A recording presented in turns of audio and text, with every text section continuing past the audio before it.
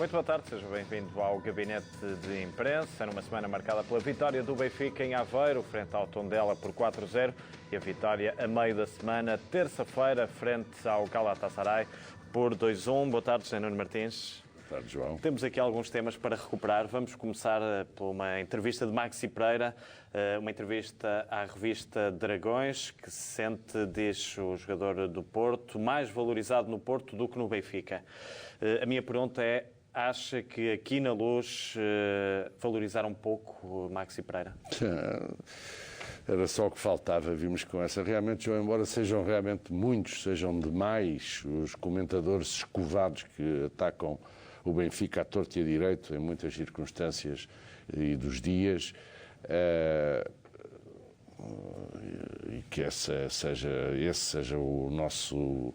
Essa denúncia, a denúncia dessa gente seja o objetivo principal do nosso gabinete de imprensa, eu julgo que essas surpreendentes declarações do uruguaio merecem ser devidamente sindicadas para que o verdadeiro caráter do sujeito não mais seja desconhecido ou tolerado pelos espectadores da Benfica TV e pelos desportistas em geral.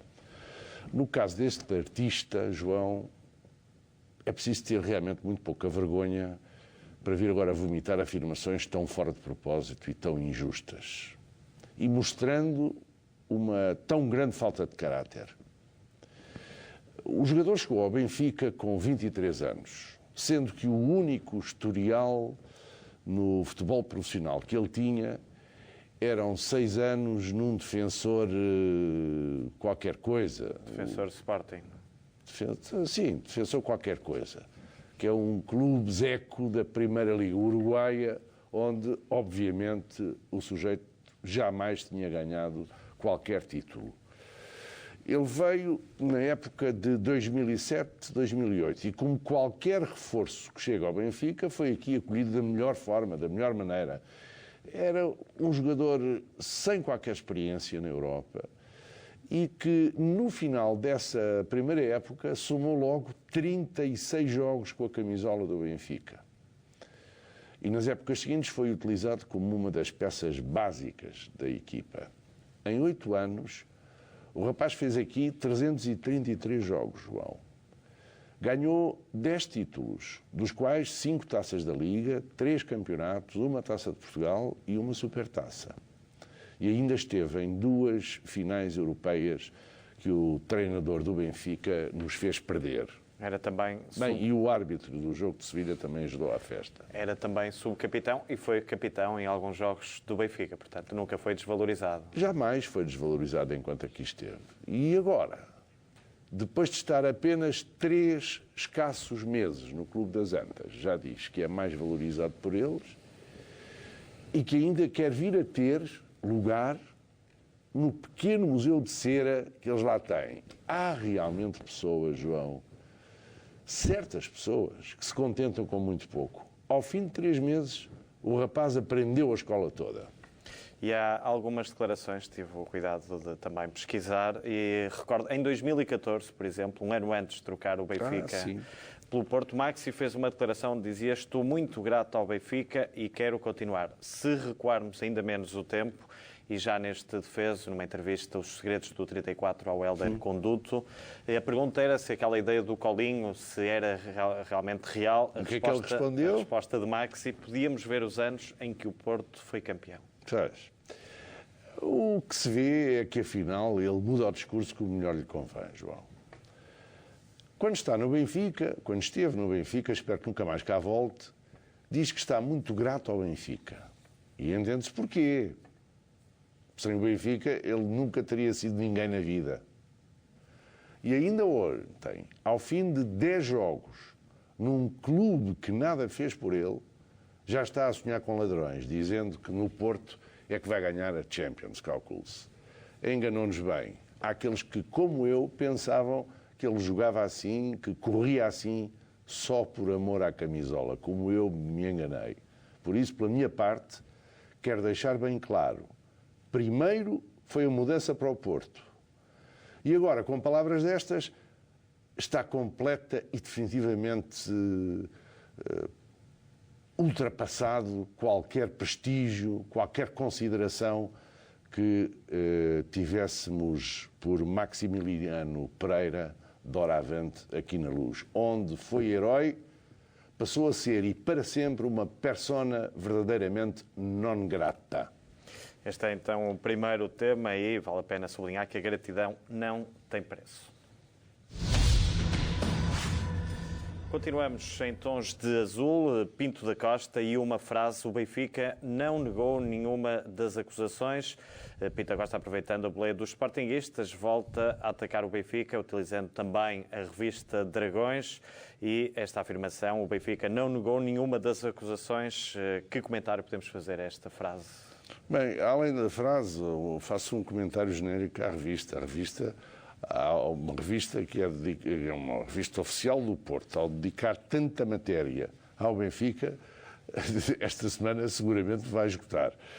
É verdade, João, apesar do Presidente Luís Filipe Vieira ter voltado a referir institucionalmente que não está interessado em entrar em trocas de palavras nem de conceitos com os representantes dos outros clubes, estes uns e estes PEC insistem em tentar atacar o Benfica. Mas eu também quero esclarecer o seguinte: o Benfica não fala dessas polémicas, nem tem que falar, porque está absolutamente seguro de que os nossos adversários não têm qualquer fundamento naquilo que afirmam. Só quem tem coisas a esconder é que vem para a praça pública justificar-se. Ora, o Benfica está muito tranquilo. E como Luís Filipe Vieira propôs, se alguém tem razões de queixa do Benfica ou de qualquer outro clube, que as apresente às instâncias competentes e espere. E é isto. Nós aqui não temos absolutamente nada a esconder e por isso não temos de estar a comentar boatos, calúnias, nem a alimentar polémicas que, do meu ponto de vista, João, só visam tentar denegrir o nome da instituição Sport Lisboa e Benfica.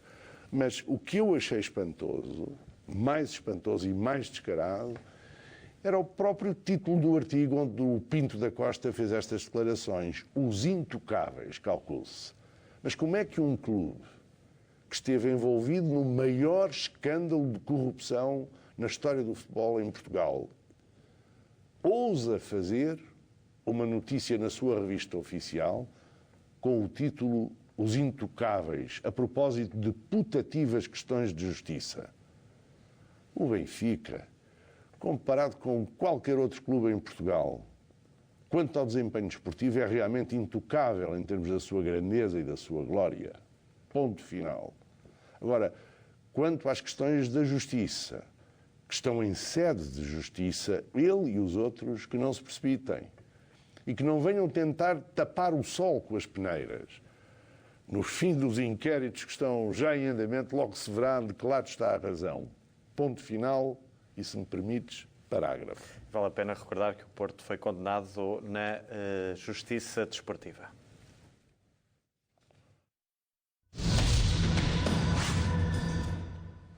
Avançamos agora também, de certa forma, continuamos a falar de arbitragens e falamos agora de penaltis e de um artigo do jornal O Jogo, onde o Sporting, é analisado os penaltis deste campeonato. O Sporting é o clube com mais penaltis assinalados a favor. Nos últimos 9 jogos, a equipa leonina beneficiou da marca de grande penalidade por 5 vezes, Nuno Martins. É engraçado, João, esse é um assunto oportuno que, muito sinceramente, até me espanta tenha sido estudado pelo jornal O Jogo, que é uma publicação que normalmente eu não tomo como referência. Gostaria de saber o que é que o Sr. Bruno de Carvalho tem a dizer agora sobre esses números. Tanto falou das caixas do Eusébio, das arbitragens ambíguas e do tal colinho que, pelos vistos, tanta inveja causa a esse senhor, que agora gostaria de o ver comentar este estudo do jogo. De facto, João, isto são números que nos levam a refletir um bocadinho. E como nós aqui não gostamos de deixar nada por clarificar, fomos procurar entender qual é o impacto que esses 5 penaltis estão a ter até agora no Campeonato da Primeira Liga. logo no início da temporada, frente ao Tondela, aos 94 minutos, a partida estava empatada a 1-golo, quando no último minuto é assinalada a primeira grande penalidade do campeonato, a favorecer quem? A favorecer os jogadores às riscas. Adrián, dessa vez, converteu. O Sporting arrecadou os 3 pontos e ficou assim garantido o melhor começo da época para eles. O jogo refere depois que à 4ª jornada, e avançamos na deslocação ao terreno do Rio Ave, ao minuto 10, a equipa do Sporting beneficiou da sua 4ª penalidade no campeonato. Adriano Silva converteu e tornou mais fácil o jogo para o Sporting, que acabou por vencer a partida por 1-2. E depois temos a partida mais recente do Sporting em Alvalade contra o Estoril. Neste fim de semana, em que eles ganharam 1-0. Esse único golo, resultou de outra grande penalidade, marcada aos 55 minutos, a partir de um lance em fora de jogo, ou seja, mais 2 pontitos no bolso, à borla, graças a um lance que devia ter sido anulado logo no início da jogada. Portanto, fazendo as contas, o Sporting ocuparia que posição, pelas suas contas? Não, isto não são as minhas contas, João. Isto são as contas feitas aqui pelo jornal O Jogo. Deixando de fora a partida com a Académica, que venceu por 3-1, foram mais 3 penaltis em 3 jogos, os quais, se não tivessem sido assinalados, teriam terminado em empate. Tondela, Rio Ave e Estoril. Os verdes, portanto, teriam agora menos 6 pontos, ou seja, 17, e ocupariam a 4ª posição, a par com o Braga, com um jogo a mais do que Benfica e Porto, que, como é sabido, estão com 15 e com 18 pontos, respectivamente, antes dessas suas partidas em atraso com o União. Eu acho que nada mais se pode dizer fora disto, João, se o tal colinho das arbitragens existe, se ele existe, não há dúvida que é do lado da segunda circular. E só existe porque, como anteontem ficou patente, vai abrir-se, finalmente, diria eu, um inquérito para esclarecer as coisas. Portanto, continuando, corremos o risco de mudar de nome para Sporting Clube Penaltis. Sim, tanto o presidente como o treinador do Pátio das Cantigas vão finalmente ser alvo de uma investigação na sequência dessas deploráveis atitudes que assumiram antes do jogo e durante o jogo. E a decisão das 2 participações do Conselho de Arbitragem da Federação ao Conselho Disciplinar, a meu ver, só peca por tardia. Dizem-me que a notícia terá sido recebida com muita surpresa pelos artistas de Alvalade, pois agora até se vão pôr feitos anjinhos a assobiar para o lado, mas a verdade é que a coação, a intimidação, a ameaça que os sportinguistas têm estado a exercer sistematicamente sobre os árbitros, e não apenas esses 2, muitos comentaristas em muitos pelouros da comunicação social, são claramente puníveis segundo a lei e segundo todos os regulamentos. E segundo a própria ética desportiva. Ou será que nós estamos num Estado sem lei, João? Então as regras e os regulamentos do futebol português não são para cumprir em sede de jogo, em sede de competição, em sede do próprio desafio que se disputa entre uma equipa e outra com um árbitro pelo meio. Isto em nenhum país civilizado, a nível mundial, há um ambiente desportivo tão deplorável, tão violento e com tanta impunidade como aquilo que se está a viver esta época em Portugal. Isto parece um autêntico filme do Far West, em que o pistoleiro principal é um presidente e o vendido da pensão das meninas é o treinador de uma equipa de futebol, por acaso de camisola às riscas. O que tem estado a acontecer desde o começo desta época, João, e meus queridos espectadores da BTV, é demasiado vergonhoso e lamentável para que as pessoas sérias, os dirigentes, os órgãos disciplinares e até os tribunais não atuassem ou pudessem continuar como têm estado desta maneira tão passiva. Portanto, o ponto alto, podemos dizer, que foram as críticas do Sporting à nomeação de Jorge Ferreira no último jogo com o Estoril e a alegada pressão do treinador sobre o 4º árbitro, Daniel Cardoso, durante esse jogo com o Estoril. Sim, eu acho que realmente não se pode continuar nem a jogar futebol, nem a arbitrar futebol com este clima, João. Para mim, depois das constantes insinuações prévias do dirigente Lagarto, é claro que houve a absurda tentativa de pressão do treinador dele durante o jogo em cima do árbitro. Elas foram visíveis, estão registadas, estão passadas nas redes sociais. Eu não sei o que é que terá ficado escrito no relatório, mas sem dúvida alguma que situações como estas merecem ser investigadas e, do meu ponto de vista, punidas. E, João, qual não foi o meu espanto ao saber que esta história se tinha tornado verdadeiramente viral através de uma página de Facebook afeta aos adeptos do Porto. Logo eles, que têm tantos telhados de vidro nesta matéria. E algo semelhante, então, já se passou com o Porto, é isso? Com certeza, passou e não vai assim tanto tempo. Como o Pedro Soares bem lembrou, num Braga-Porto da temporada de 2011-2012, o treinador portista, que era então o inefável Vítor Pereira, dizia ou ameaçava Olegário Benquerença, como se bem pode ver num vídeo que o Pedro Soares apanhou no YouTube. Cuidado, eu estou-te a avisar. Agora ali uma discussão entre Vítor Pereira e Olegário Benquerença. Vítor Pereira não gostou da marcação da falta, relembrou. Agora ali uma discussão entre Vítor Pereira e Olegário Benquerença. Vítor Pereira não gostou da marcação da falta, relembrou. Se no caso desta performance do treinador do Sporting, no desafio com o Estoril, já restam poucas dúvidas, neste aqui, do Vítor Pereira, é que não há dúvidas absolutamente nenhumas. Vítor Pereira falou para o Olegário Benquerença com um tom despoderadamente ameaçador, à descarada, à frente de toda a gente, mas infelizmente nessa ocasião, por coincidência, certamente, os jornais desportivos e os prolongamentos desta vida não quiseram saber de nada, nem os tempos extras. Então um treinador fala nestes modos para o árbitro da partida e ninguém acha estranho. Isto é tudo normal, não se passou nada. Eu faço ideia se o das Madeixas tivesse feito isto no Benfica, o que é que não seria? Eu faço ideia. Caiu ao Carmo e a Trindade. Portanto, se me permites, para concluir, João, a pressão do Pátio das Cantigas, no que diz respeito às arbitragens, é para continuar e, pelos vistos, se não começassem os inquéritos, é uma estratégia que seria para reforçar até. Mas quando isto se passou com o Porto, o silêncio foi total. Ora, atitudes que condicionam o comportamento dos árbitros como estas, e ainda eles falam das caixas olha, João, eu acho que eles devem ter muito juizinho.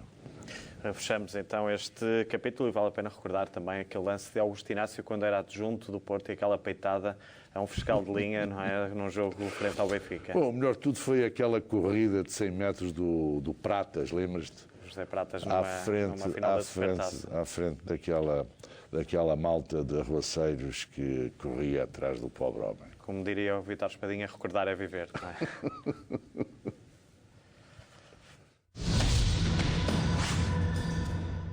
Para terminar, e no final do Benfica Galatasaray, desta terça-feira, o capitão do Benfica, Luizão, manifestou-se orgulhoso com o desempenho da equipa e também com o seu trabalho individual. Marcou aquele golo que deu depois a vitória. Foi, de resto, uma declaração do capitão do Benfica muito sentida.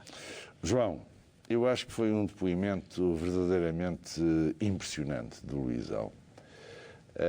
E a prestação dele, o modo como jogou e como fez jogar, a serenidade constante, o sentido posicional que manifestou em todo o jogo, o registro de oportunidade, a capacidade de reação ao longo de todo o desafio e a firmeza e a determinação dele, tudo isso constituiu, no seu conjunto, um autêntico grito de alma do grande capitão. Sempre à Benfica. Foi, a meu ver, a nível pessoal, a resposta devida, a resposta sentida que o Luizão veio dar a um ataque reles vindo de um papagaio fora de prazo, um desses idiotas úteis, como aqueles a que se referia o teórico soviético, ainda por cima, um papagaio a falar da vença em nome de um outro despeitado diante da grandeza do nosso capitão.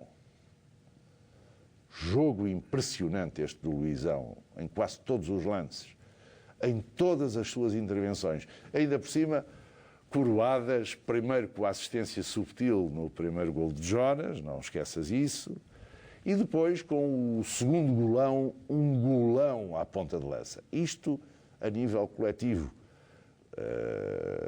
Para citar agora o professor Rui Vitória, é assim: quanto mais eles nos atacam, mais reforçam a nossa atitude competitiva e mais nos ajudam a superar-nos e a ganhar. Foi isso que aconteceu com toda a equipa neste jogo com o Gala, num dos jogos mais competitivos da época, e foi isso que em particular sucedeu com o próprio Luizão. Quanto ao professor, o professor, depois do grande jogo de Luizão e da equipa, já hoje de manhã, quarta-feira, veio dizer que afinal não tinha dito nada daquilo. E, sobretudo, aquilo que ele disse não foi nada bem interpretado. Bem, o homem meteu os pés pelas mãos e nem sequer pediu uma expressa desculpa ao capitão Luizão. Eu, por compaixão e por respeito devido aos ancianos, para rematar a este respeito, apenas menciono uma velha metáfora nesta língua antiga que todos falamos e em que todos nos entendemos.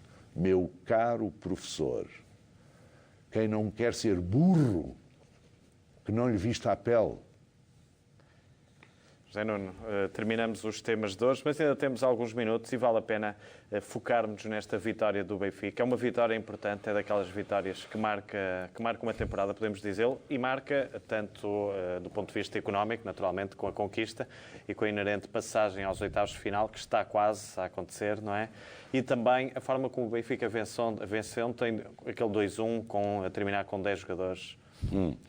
Foi um jogo difícil do meu ponto de vista. Eu lá repito que, quanto às matérias financeiras, não é um problema que me toque nestas circunstâncias. O que nós queremos é ganhar, ganhar, ganhar.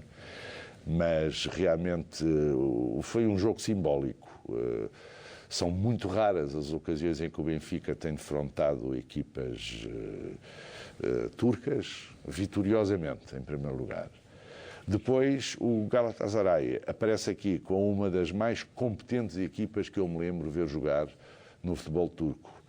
Digo isto porque é uma equipa com pouca gente nova, com muitos jogadores experientes, e depois há um deles que faz um jogo, é um dos jogos da sua vida. Schneider faz um jogo completo do ponto de vista tático, do ponto de vista estratégico, do ponto de vista da sua capacidade de entrega e da maneira como ele próprio esquiçava, determinava e cumpria e fazia cumprir o jogo a todos os seus companheiros de equipa. Faz um jogo de encher as medidas, é ainda aos 30 e tal anos um jogador de grande capacidade e de grande inteligência, e só por isso esta vitória do Benfica tem ainda mais significado, porque ele, obviamente, puxou pela equipa e fez garantir ao Benfica uma exibição em que o próprio Benfica se superou de modo impressionante. José Nuno, para terminar, e porque falamos sempre quando corre mal, vale a pena sublinhar o comportamento dos adeptos, não é? Ontem, e a ligação, aquele eu amo o Benfica, aquele grito que veio para ficar no final do jogo, a ligação e a simbiose entre a equipa e os adeptos do Benfica, mais uma vez. E sobretudo, João, tínhamos no nosso último encontro no Benfica 10 horas referido o receio com que eu estava quanto ao comportamento dos nossos adeptos mais entusiastas, quanto à utilização dos artefactos pirotécnicos. Felizmente que isso não aconteceu. A sensatez chega mesmo àqueles que usam de maior arrobo ao ver o Benfica jogar, e ainda bem que isso aconteceu. Nós temos que ser muito cuidadosos de hora avante, e por um prazo de 2 anos estamos com uma espécie de uma pena suspensa pela UEFA, e portanto isso foi encantador, que o público se tivesse comportado dessa maneira, serena, e, ao mesmo tempo, com uma ligação à equipa cada vez mais forte. Faz sentido, quando ouço falar ao professor Rui Vitória na família benfiquista, que a família se una nestes momentos absolutamente decisivos. E estou convencido que este jogo, esta forma, este modo como os jogadores se comportaram no piso verde, como também a forma como o público que não encheu, infelizmente, o estádio, quem cá não esteve não sabe o que perdeu, e, portanto, da próxima vez estou convencido que o estádio vai encher mesmo para assistir ao jogo com o Atlético de Madrid. Vai ser outra noite europeia antes disso, fantástica. Temos já no domingo, não é? Jogo do campeonato com o Boa Vista. Ora, mas antes disso, ao Boa Vista. Seja como for, realmente uns e outros, público e jogadores e a equipa técnica, entusiasmaram-se mutuamente num interjogo que valeu por si também e, portanto, esta foi uma grande noite europeia das antigas, como me dizia no fim do jogo o Humberto Coelho, vice-presidente da Federação e grande benfiquista, o grande capitão, que assistiu aqui, perto de nós, a este Benfica Galatasaray. Foi uma noite à Benfica, uma noite com as grandes noites europeias do Benfica, não é? Sem dúvida, absolutamente nenhuma. Bem, José Nuno Martins, agradeço mais uma vez. Para a semana cá estamos, depois desse Benfica Boa Vista e numa altura de paragem do campeonato, podemos até fazer um balanço daquilo que se tem passado neste início da temporada. Boa ideia. Vamos a isso, então. Para a semana cá estamos. Ficou por fazer desta vez os dias de Lopetegui, sem falar presente. Penso que são 547, não é? Talvez seja, lá à volta disso. À volta disso. Caminhamos para os 600. Não é? Exato. Há 600 dias, praticamente, a caminho dos 600.